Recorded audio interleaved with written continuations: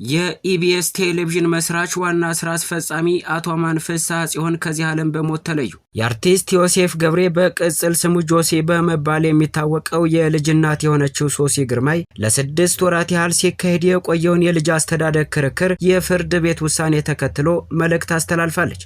ህወሓት በትናንቱ መግለጫው የትግራይ ህዝብና የክልሉ አመራሮች ያለውን ልዩነት ለመፍታት ውይይት ወሳኝ ነው የሚል አቋም ባሳዩበት በአሁኑ ወቅት የፌዴራል መንግስት ይህንን ወደ ጎን ብሎ ለሌላ ዙር ጦርነት እየተዘጋጀ ነው ሲሉ ወቀሱ።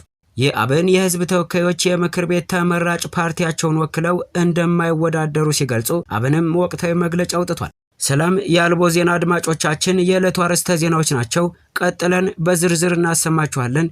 ላይክ፣ ሸር፣ ሰብስክራይብ እያደረጋችሁ እንድትከታተሉን በአክብሮት እንጋብዛለን።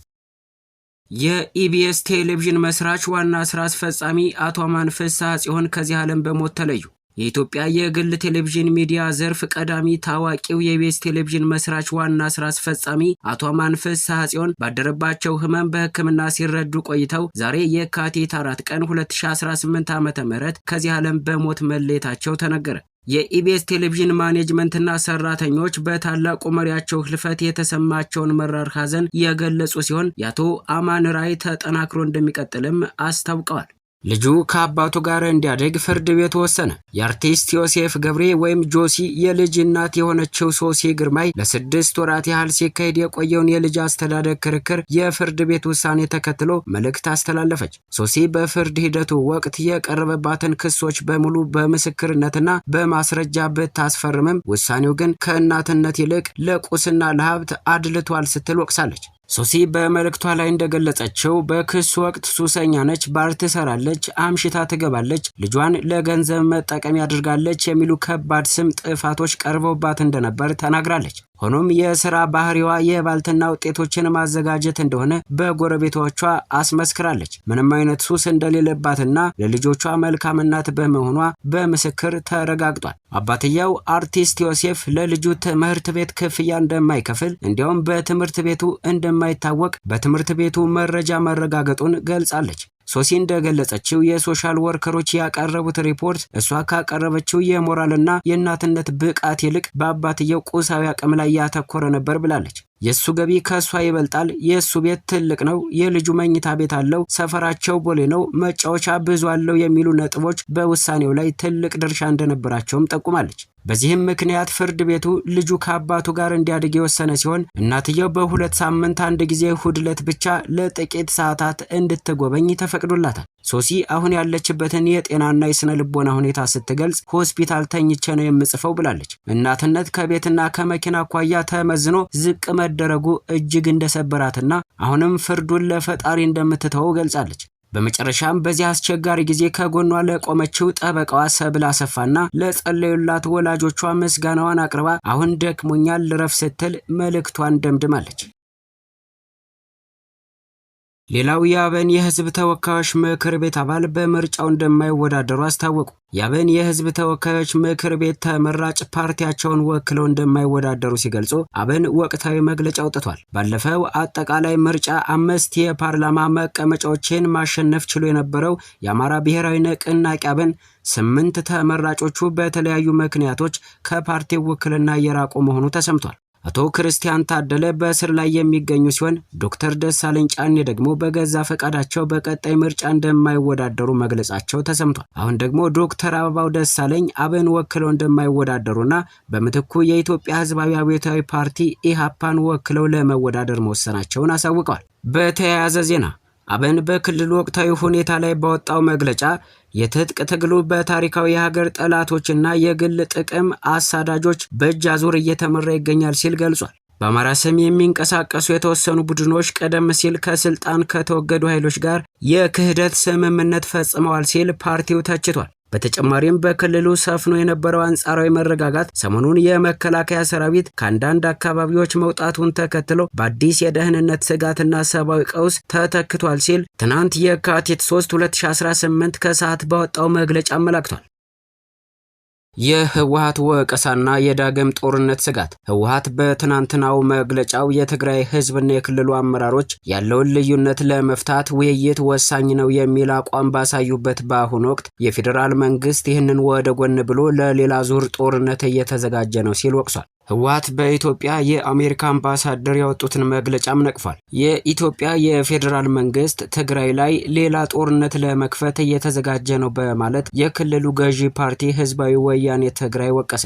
ህወሓት ሰኞ የካቲት 2 2018 ባወጣው መግለጫ እንደሚለው የኢትዮጵያ መንግስት አዲስ ጦርነት ለመክፈት የጦር ኃይልና መሳሪያ ወደ ትግራይ ክልል እያዘመተ ነው ብሏል። የኢትዮጵያ ፌዴራል መንግስት ባለስልጣናት ለህወሓት መግለጫ እስከ ዛሬ ቀን ድረስ የሰጡት መልስ የለም ሲል አክለው ገልጿል። ህወሓት ከህጋዊ ፓርቲነት ቢታገድም የትግራይ ክልልን ማስተዳደሩን እንደቀጠለ ነው። ህወሓት በትናንቱ መግለጫው የትግራይ ህዝብና የክልሉ አመራሮች ያለውን ልዩነት ለመፍታት ውይይት ወሳኝ ነው የሚል አቋም ባሳዩበት በአሁኑ ወቅት የፌዴራል መንግስት ይህንን ወደ ጎን ብሎ ለሌላ ዙር ጦርነት እየተዘጋጀ ነው ሲል ወቅሷል። በዚህ ላይ አስተያየታቸውን የሰጡ የትግራይ አካባቢ የፖለቲካ ሁኔታ ተንታኞች በቅርበት የሚከታተሉት የህግ ባለሙያው አቶ አወት ልጅ አለም ከአሁናዊው የህወሓት መግለጫ የተረዱትን እንዲህ አስረድተዋል። የመግለጫው ዋና ይዘት የፌዴራል መንግስት የጦር ኃይሉን ወደ ትግራይ እያስጠጋ ነው ይላሉ። ይህ ደግሞ የፕሪቶሪያውን የግጭት ማቆም ስምምነት በመሻገር የትግራይ ክልል አመራሮች ልዩነቶችን በሰላማዊ ውይይት ለመፍታት የሚያደርጉትን ጥረት የሚገፋ ነው የሚል አንድምታ ያለው ነው ይላሉ።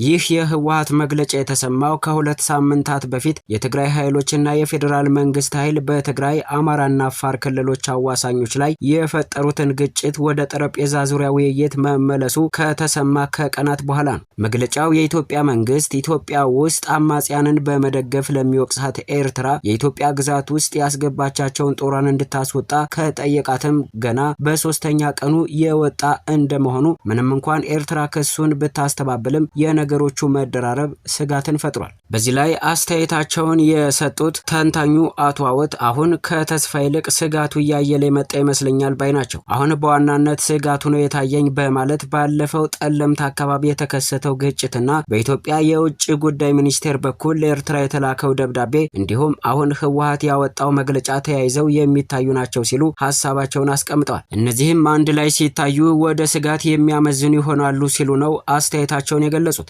ከሁለት ሳምንታት በፊት ጸለምት አካባቢ የተፈጠረው ግጭት ብዙም ሳይሄድ መቋረጡ ተስፋዎች እንዲኖሩ አድርጎም ነበር ያሉት አቶ አወት፣ ነገር ግን የግጭቱን መቆም ተከትሎ ወደ ጠረጴዛ ለመምጣት የተደረገው ጥረት ውጤት ማምጣቱ ላይ ተስፋውን ያጨናገፈው መስሏል ይላሉ። ከሁለት ሳምንታት በፊት በትግራይ ክልልና ክልሉን በሚያዋስኑት ሁለት ክልሎች በኩል በትግራይ ኃይሎችና በፌዴራል መንግስት መካከል ግጭት መከሰቱ ይፋ በመሆኑ በተሰማበት ወቅትም የኢትዮጵያ አየር መንገድ ወደ ትግራይ የሚያደርገውን በረራ ማቆምን ጨምሮ በርካታ ምልክቶች ታይተው ነበር። ግጭቱን ተከትሎ የአፍሪካ ህብረትና እንደ የኢትዮጵያ ሰብአዊ መብቶች ኮሚሽን ያሉ ተቋማት ካቀረቡት የሰላም ጥሪ በኋላ ግን በትግራይ ጊዜያዊ አስተዳደርና በህወሓት በኩል ግጭቱን በማቆም ሰላማዊ ውይይት ለማድረግ መመረጡ ተገልጾ ነበር። ያንን ተከትሎ ግን በይፋ ሁለቱ ተፋላሚ አካላት መካከል የተደረገ ውይይትና ውጤቱን አስመልክቶ በይፋ የታወቀ ነገር የለም። ውይይት እንደሌለ ነው የምናውቀው የሚል ምላሽ የሰጡት ባለሙያው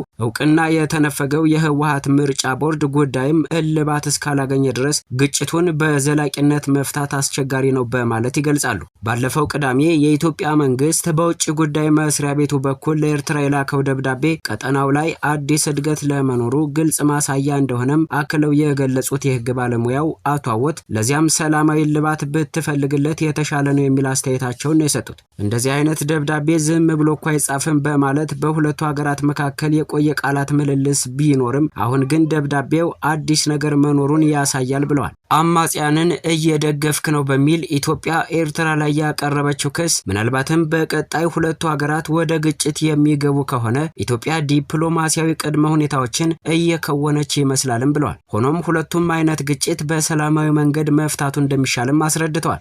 የፕሪቶሪያው የግጭት ማቆም ስምምነት የድፍን 2 ዓመቱን ደም አፋሳሹን የሰሜን ኢትዮጵያ ጦርነት በመቋጨት የሰላም ተስፋን አሳይቶ ቆይቷል። ይሁንና ስምምነቱን ካደረጉት ሁለቱ ተፋላሚ አካላት መካከል አንዱ ሌላውን በስምምነቱ ጥሰት ምክንያት ሲካሰሱ ቆይተዋል። ህወሓት ከምዕራብ ትግራይ ተፈናቀሉ ያላቸውን ተፈናቃዮች ወደ ቀያቸው መመለስ ባለመቻሉ የፌዴራል መንግስትን ተወቃሽ ሲያደርግ፣ የፌዴራል መንግስት በበኩሉ ተፈናቃዮቹ ለፖለቲካ ፍጆታ እየዋሉ ነው ሲል ወቀሳውን ይመልሳል። በዚህ ላይ አስተያየታቸውን የሰጡ አንድ ተፈናቃይ እንደሚሉትም ሽኩቻው ሁሉ ለህዝብ ቅንነት ሳይሆን ስልጣን ነው ብለዋል። ህወሓት ትናንት ስላወጣው መግለጫ በፌዴራል መንግስት በኩል የተባለ ነገር የለም። ትግራይ አካባቢ ያለውን ውስብስብ የፖለቲካ ሁኔታን በማስመልከት በቅርቡ ለህዝብ እንደራሴዎች ማብራሪያ የሰጡት ጠቅላይ ሚኒስትር አብይ አህመድ ትግራይ ውስጥ ያሉ ተፈናቃዮች ለፖለቲካ ፍጆታ እንዳሉ በመጠቆም በአካባቢው ላይ እየተደረጉ ያሉ የግጭት አዝማሚያዎች ግን ከባለፈው እንደማይከፋ መግለጻቸው አይዘነጋም።